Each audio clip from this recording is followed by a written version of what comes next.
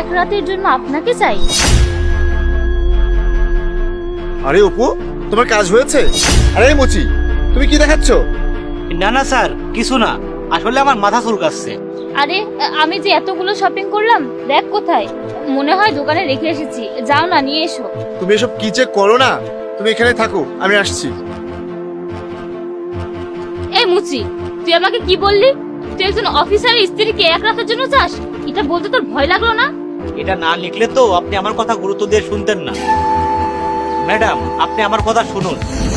এই যে 1,00,000 টাকা, কাজটা যেন ঠিক মতো করা হয়। আমার স্ত্রীকে দুনিয়া থেকে সরিয়ে দেবে।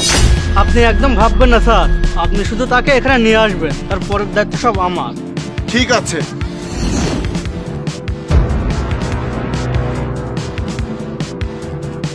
কি? তুমি এটা কি বলছো?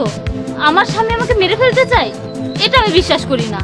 ম্যাডাম, মিথ্যা হলে আপনি আমাকে যে শাস্তি দিবেন আমি সে শাস্তি মাথা পেতে নেব। শোনো, তোমার কথা যদি সত্যি হয় আমি তাহলে তোমাকে পুরস্কার দেব, আর যদি মিথ্যা হয় তোমাকে অনেক বড় শাস্তি পেতে হবে, মনে রেখো।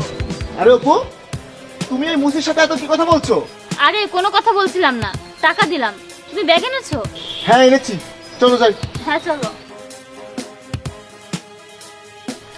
অপু চলো, এই বাগানের মধ্যে দিয়ে যাই।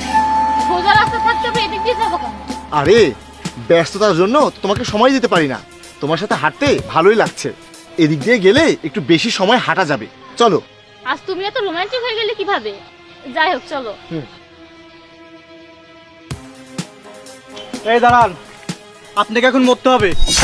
আরে এই, তুমি আমার বউকে মেরে ফেলতে চাচ্ছ কেন? আমার বউ অনেক ভালো মানুষ, তুমি ওকে কেন মারবে? তুমি আমাকে মেরে ফেলো। হ্যাঁ, আমি আপনাকেই মারবো। এই কি বলছো তুমি? তুমি আমাকে কেন মারবে? তোমাকে আমি আমার স্ত্রীকে মারার জন্য 1,00,000 টাকা দিয়েছি, তুমি তাকে মেরে ফেলো। ও মরে গেলেই আমি আমার ভালোবাসার মেয়েটাকে বিয়ে করব। কিন্তু স্যার, আপনার স্ত্রী আপনাকে মারার জন্য 2,00,000 টাকা দিয়েছে।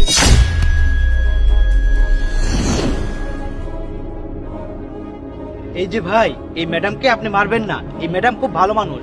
আরে, এই ম্যাডামের স্বামী পুরো 1,00,000 টাকা দিয়েছে এই ম্যাডামকে মারার জন্য। আমার পেশায় এটা, যে আমাকে টাকা দেবে আমি তার হয়ে কাজ করব। ভাই, আমি আপনাকে 2,00,000 টাকা দিচ্ছি, আপনি আমার স্বামীকে মেরে দিবেন। আরে কি বলছেন আপনি?